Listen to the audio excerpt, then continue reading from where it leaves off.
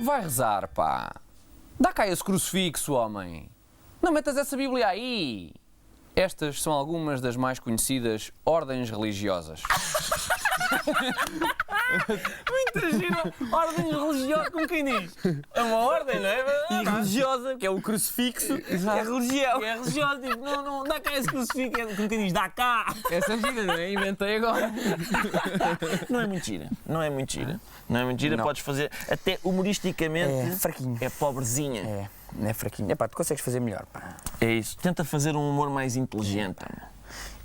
Isto é o gato fedorento, pá.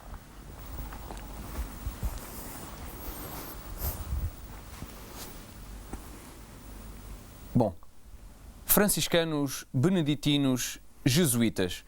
Estas são algumas das mais conhecidas ordens religiosas. Mas hoje vamos falar de uma ordem menos conhecida, os barbozinos. Os freis barbozinos são o tema do documentário que vos preparamos para hoje.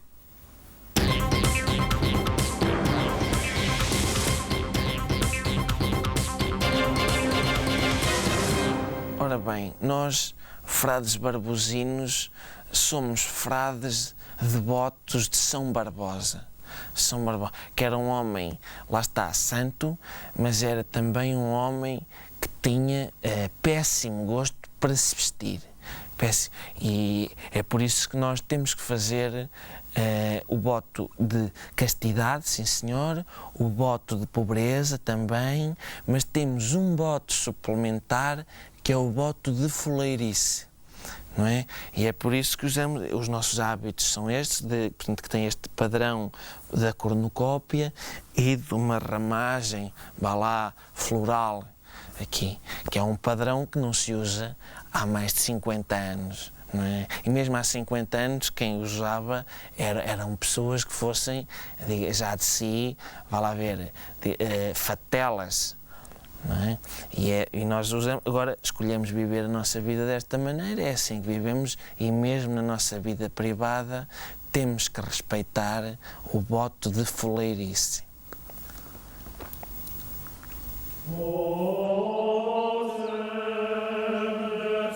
A Ordem dos Barbozinos remonta ao século XIV. Foi nessa altura que um frade desconhecido, São Barbosa, fez furor quando, em pleno Concílio do Vaticano, apresentou provas de que Jesus Cristo um dia teria usado uma túnica aos quadrados com um véu às riscas.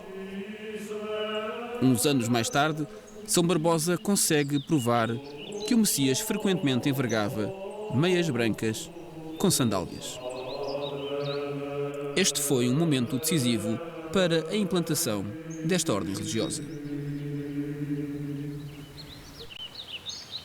Eu sou o abade do nosso mosteiro, e mosteiro não é bem um mosteiro, nós não vivemos num mosteiro, vivemos numa moradia de um senhor que está emigrado em França e que nos cedeu a habitação para nós habitarmos, que é uma moradia que tem 7 variedades diferentes de azulejo. Portanto, a fachada tem, de um lado é chão de casa de banho e parede de cozinha. Depois dos lados tem chão de cozinha e chão de casa de banho. Parede de casa de banho, parede de cozinha, chão de casa de banho. Portanto, dá a volta toda e é uma espécie de montanha-russa do mosaico. E nós é ali que vivemos. E depois o jardim tem uma fonte toda ela em peixes que um abre a boca e está a vomitar um esguicho de água que vai para a boca do outro, e este esguicha depois do rabo para a boca de um peixe depois maior, tudo endoirados, que nós próprios é que andamos a arear com duraglite, às vezes aos sábados à tarde. O dia mais feliz da nossa congregação foi o dia em que faleceu o pai do Frei Miguel. Porque o pai do Frei Miguel, ele tinha um guarda-roupa, meu Deus. Eu juro por tudo o que há de mais foleiro que eu nunca tinha visto nada assim. Era uma coisa horrorosa, uma coisa que não tem descrição. Aquilo era licras, aquilo havia 15 pares de ceroilas, camisas havaianas, lantejoulas, havia eu lembro-me bem que havia uns daqueles fatos de treino, que aquilo é de um material assim que parece um género de um plástico, uma coisa que parece uma pessoa, parece estar dentro de uma tenda, que às tantas, aquilo, uma pessoa começa a suar e aquilo é um suor assim, desagradável, muito desagradável. E tinham aquele plástico e depois tinha um género de umas tiras retrorefletoras, que até um dia o Frei Miguel foi passear ao fim do dia com aquele fato de treino e ia passar um grupo de turistas e o sol incide naquelas tiras, naquelas bandas retrorefletoras e cegou 15 ingleses. Foram tempos muito bonitos. Vamos lá. Aquele de nós que está mais próximo da santidade tem de ser o Frei Bartolomeu, porque é daltónico. Portanto, mesmo que ele quisesse, ele não conseguia atinar com as cores. Ele veste-se que é mesmo mal. Aquilo, às vezes ele aparece-nos com umas indumentárias que parece que foi um imbisual que andou a escolher a roupa, não é, no guarda-roupa do Liberace. E aquilo são coisas, realmente, é um grau de santidade. Pronto, e vai estar sentado lá em cima à direita, com certeza. Agora, de vez em quando, o abade fica zangado connosco e diz-nos: ponham os olhos no Frei Bartolomeu, pois ele é que é um frade a sério. Mas que culpa é que eu tenho? Pois ele é daltónico, pois claro, não é? Mas realmente ele foi escolhido por Deus, não é? Foi marcado. Pronto, o que é que há de fazer?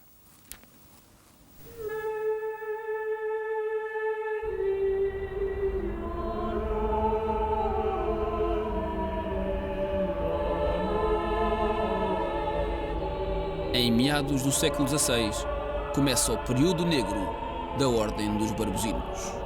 Em Itália, onde os estilistas tinham grande influência junto da corte, chega mesmo a haver perseguições. Aos barbuzinos não resta outra alternativa: fugir e esconderem-se.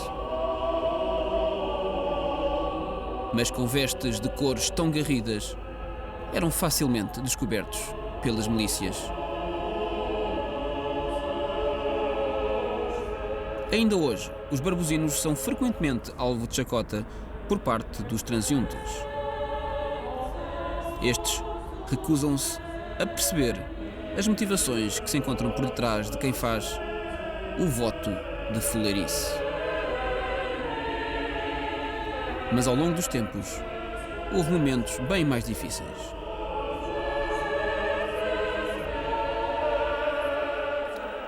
A pior época para ser membro da nossa congregação foi a década de 70.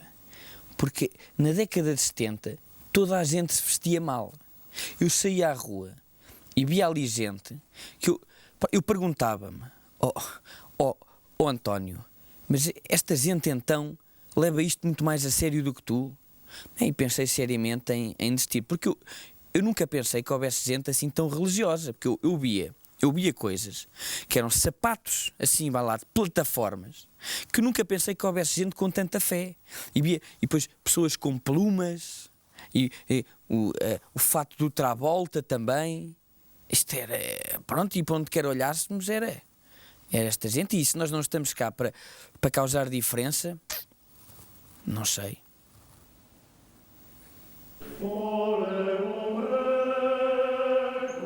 A Ordem dos Barbuzinos, de entre todas as ordens religiosas, é a que tem a maior taxa de desistência. Muitas vezes, enquanto passeiam nos jardins, os frades barbuzinos têm que enfrentar as tentações do mundo exterior. É frequente crianças atirarem roupa moderna para o interior do mosteiro, com o intuito de abalar a sua fé. Cerca de 80% dos frades barbuzinos, mais cedo ou mais tarde, sucumbem às tentações da moda.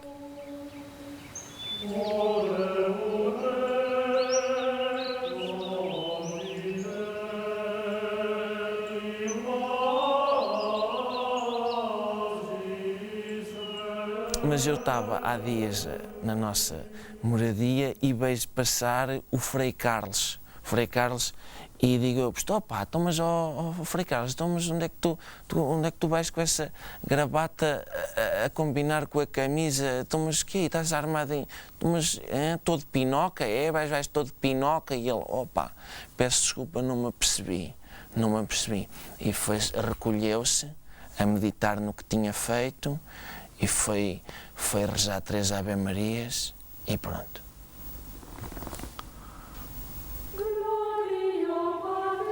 Mas as questões que todos os estudiosos do fenómeno religioso colocam são estas. Qual é o futuro dos barbozinos? Será possível sobreviverem numa sociedade que valoriza cada vez mais o aspecto exterior? Por enquanto, eles parecem passar ao lado destas preocupações. Eu às vezes dou comigo a pensar, porque nós aqui no mosteiro meditamos muito, e eu ponho-me a pensar, Ezequiel, o que é que tu já fizeste hoje que seja realmente foleiro? Já compraste um disco do Zaba? Tu já foste à rua com a tua pulseira tuca só num pulso e a tua mariconera presa pelo outro pulso? Tu por acaso já instalaste aquelas baquetas de competição na carrinha do mosteiro? Então cala-te, pá! Então cala-te e vai ver um filme do Bud Spencer.